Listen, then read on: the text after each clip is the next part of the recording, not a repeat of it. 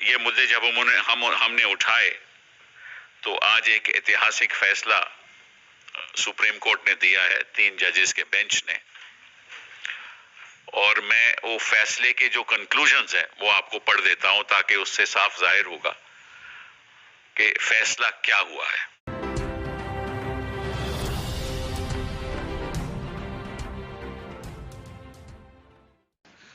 ऐतिहासिक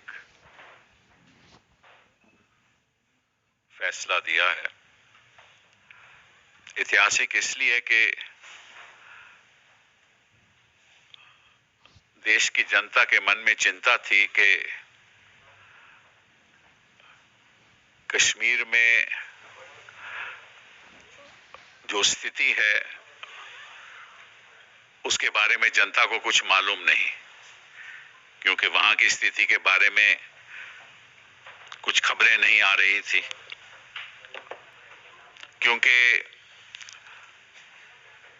144 का ऑर्डर सारे कश्मीर में ही लागू था। इसका मतलब कोई भी शख्स अपने घर से बाहर नहीं निकल पाता, और साथ साथ में टेलीग्राफ रूल्स के अंतर्गत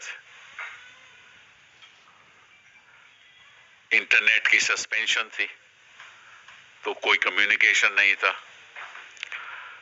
तो कश्मीर में स्थिति क्या थी, वहां जनता के साथ क्या हो रहा है, उसके बारे में कुछ मालूम नहीं।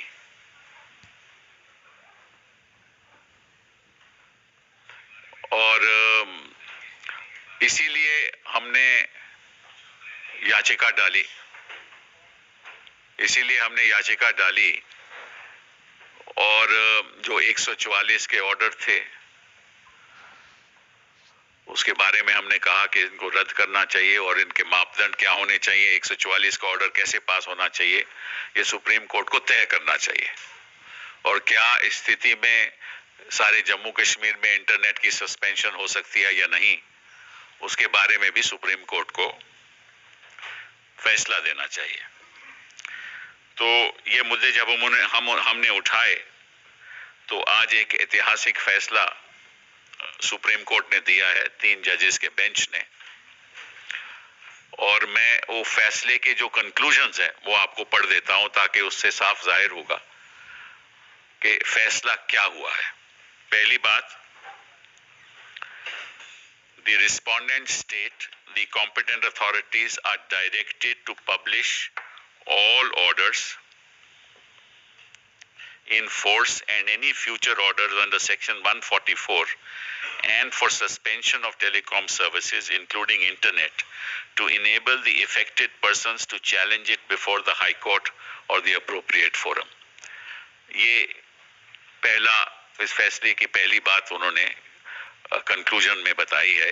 इसके पीछे मैं आपको बता दूं वजह क्या है। वजह क्या है कि जो भी 144 के ऑर्डर हैं, सभी ऑर्डर जनता को नहीं मालूम, कोर्ट को भी नहीं मालूम, क्योंकि जब हमने याचिका डाली तो उसमें कुछ ही ऑर्डर्स उन्होंने अपनी रिप्लाई में दिए, बाकी नहीं दिए। तो हमने ये सुप्रीम कोर्ट को कहा कि भाई हमें नहीं मालूम, आपको नहीं मालूम कि 144 के ऑर्डर कितने हैं जम्मू कश्मीर में और किस आधार पे 144 का ऑर्डर हुआ है। तो फिर सुप्रीम कोर्ट ने यह फैसला दिया है कि जो भी ऑर्डर 144 में आज तक हुए हैं और जो होने वाले हैं और अगर होंगे, और जो भी टेलीकॉम सर्विसेज, इंटरनेट सर्विसेज की सस्पेंशन के ऑर्डर्स हैं, वो सारे पब्लिक डोमेन में रखे जाएं। वो सारे पब्लिक डोमेन में रखे जाएं ताकि कोई भी शख्स उनको चैलेंज कर सके। बहुत बड़ा फैसला है। इसका मतलब आने वाले वर्षों में जहां भी किसी भी जगह हिंदुस्तान में अगर कोई भी 144 का ऑर्डर होगा, उसका आधार क्या है, किस आधार पे, किस बुनियाद पे 144 का ऑर्डर हुआ है, वो ऑर्डर में लिखित होगा और वो पब्लिकली अपलोड होगा ताकि जनता उसको चैलेंज कर सके। बहुत बड़ा फैसला है। दूसरी बात, we declare that freedom of speech and expression and freedom to practice any profession or carry on any trade, business or occupation over the medium of the internet enjoys constitutional protection under Article 19(1)(a) and 19(1)(g. The restriction upon such fundamental rights should be in consonance with the mandate under 19(2) and 19(6), inclusive of the test of proportionality. मतलब कि अगर कहीं law and order problem एक जगह पे है तो आप सारे स्टेट पे 144 नहीं लगा सकते, सारे स्टेट के इंटरनेट सस्पेंड नहीं कर सकते, आपको प्रोपोर्शनैलिटी का प्रिंसिपल अप्लाई करना होगा। मतलब कि कितनी रिस्ट्रिक्शन की जरूरत है। अगर उस एरिया में, छोटी एरिया में 24 घंटे के लिए, 12 घंटे के लिए, 6 घंटे के लिए, 2 दिन के लिए जरूरत है तो उस रिस्ट्रिक्टेड एरिया में आप कर सकते हो। कितना डेंजर है उसके हिसाब से कितनी रिस्ट्रिक्शन होनी चाहिए। ये प्रोपोर्शनैलिटी प्रिंसिपल आपको ध्यान में रखना पड़ेगा जब आप कोई भी इंटरनेट रिस्ट्रिक्शन करोगे या कोई भी 144 का ऑर्डर करोगे। ये दूसरा फैसला। तीसरा, an order suspending internet services indefinitely is impermissible। मतलब ये कोई भी ऑर्डर कहे कि हम इंटरनेट सर्विसेज सस्पेंड करते हैं without a time frame is unconstitutional. आपको ये बताना होगा कि इतने घंटे के लिए हम कर रहे हैं। अगर आप विश्व में उदाहरण देखिए कि सबसे ज्यादा इंटरनेट का सस्पेंशन हिंदुस्तान में होता है।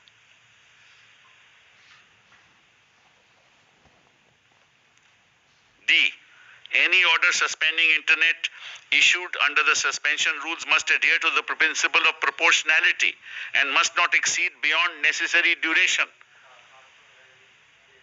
आपने मतलब कि घर में बैठ के सुल्तान जैसे ऑर्डर कर दिया कि हम सस्पेंड करते हैं। कोई राजा महाराजा थोड़ी ना बैठे हुए हैं यहाँ, चुन के आए हैं लोग, जनता ने चुना है। मैं आज गृह मंत्री जी से कहना चाहता हूं, जरा सुनिए, ज्यादा जनता की आवाज सुनिए। लोगों को लाठियां मत चलाने दीजिए, उसे कुछ नहीं होने वाला। जो भी शासन जनता की आवाज सुनेगा वो भी हमेशा सफल रहेगा। चौथी बात, the existing suspension rules neither provide for a periodic review nor a time limitation for an order issued under the suspension rules. Till this gap is filled, we direct that the review committee constituted under Rule 2(5) of the suspension rules must conduct a periodic review within 7 working days of the previous review in terms of the requirements of Rule 2(6). जब तक parliament में संशोधन के द्वारा rule में बदलाव नहीं लाते तब तक हर हफ्ते में ये ऑर्डर सारे रिव्यू होंगे। सस्पेंशन ऑर्डर्स इंटरनेट के सारे रिव्यू होंगे। Next, we direct the respondent state competent authorities to review all orders suspending internet services forthwith। तुरंत रिव्यू कीजिए। रिव्यू क्या कीजिए? कितनी देर तक लागू होना चाहिए सस्पेंशन, इसके पीछे वजह क्या है, क्यों 24 घंटे के लिए, और क्यों, अगर आपको लगता है कि 24 घंटे ज्यादा हैं तो आपको कहना पड़ेगा कि प्रोपोर्शनैलिटी प्रिंसिपल के द्वारा कम होना चाहिए या ज्यादा होना चाहिए, वो आपको ध्यान में रखना पड़ेगा। अगला, orders not in accordance with law laid down above must be revoked। Further, in future, if there is necessity to pass fresh orders, the law laid down herein must be followed। मतलब कि अगर कोई भी order without duration, मतलब कि 24 घंटे या 48 घंटे के, अगर ऐसा कोई ऑर्डर नहीं है तो वो रद्द है, वो गलत है, ऑर्डर रद्द किए जाएंगे। और अगर फ्रेश ऑर्डर पास होगा तो जो सुप्रीम कोर्ट ने कहा है उसका पालन करते हुए ऑर्डर पास होगा। Orders not then next, in any case the state concerned authorities are directed to consider forthwith allowing government websites, localized limited e-banking facilities, hospital services and other essential services in these regions wherein the internet services are not likely to be restored immediately। मतलब कि अस्पतालों में e-banking के लिए localized limited services, government websites, hospital services, essential services, इसमें आप इसमें रोक नहीं लगा सकते। किसी ने अस्पताल जाना हो, 144 लगा हो, वो तो घर से बाहर नहीं निकल सकता। और इंटरनेट सस्पेंड हो गया हो तो वो अपने डॉक्टर से बात को कोई मैसेज भी नहीं भेज सकता, क्या प्रिस्क्रिप्शन लेनी है, क्या दवाई देनी है, कोई अर्जेंट नीड होती है, वो भी नहीं कह सकता। तो सुप्रीम कोर्ट ने कहा ये आप नहीं कर सकते, ये एसेंशियल सर्विसेज हैं। बहुत बड़ा फैसला है। एडीएम जबलपुर के बाद मैं समझता हूं कि एक एक एक एक ऐतिहासिक फैसला आज सुप्रीम कोर्ट ने किया है। द पावर आना, अब आ जाइए 144 की power. The power under 144 being remedial as well as preventive is exercisable not only where there exists present danger but also when there is apprehension of danger. However, the danger contemplated should be in the nature of an emergency. मैं पूछना चाहता हूं गृह मंत्री से कि 4 अगस्त को कैसी इमरजेंसी थी, कौन सी इमरजेंसी थी?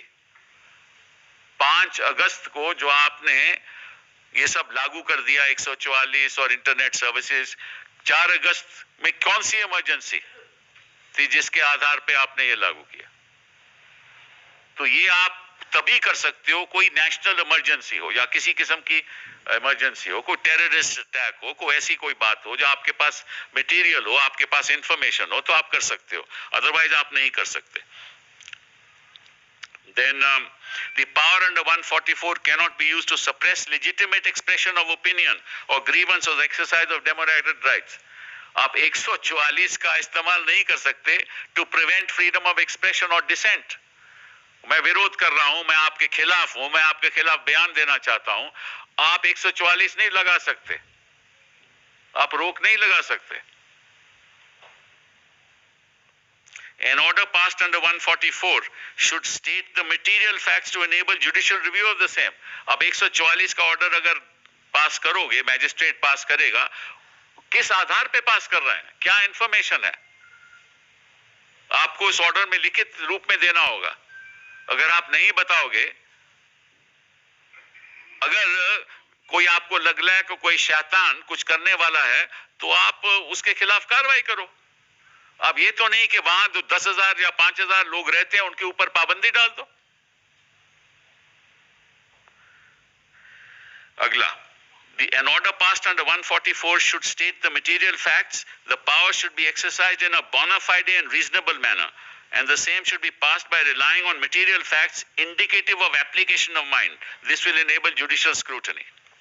Agla, while exercising the power under 144, magistrate is duty bound to balance the rights and restrictions based on principles of proportionality and thereafter apply the test of intrusive measure. तो वो भी proportionality का test pass होना चाहिए।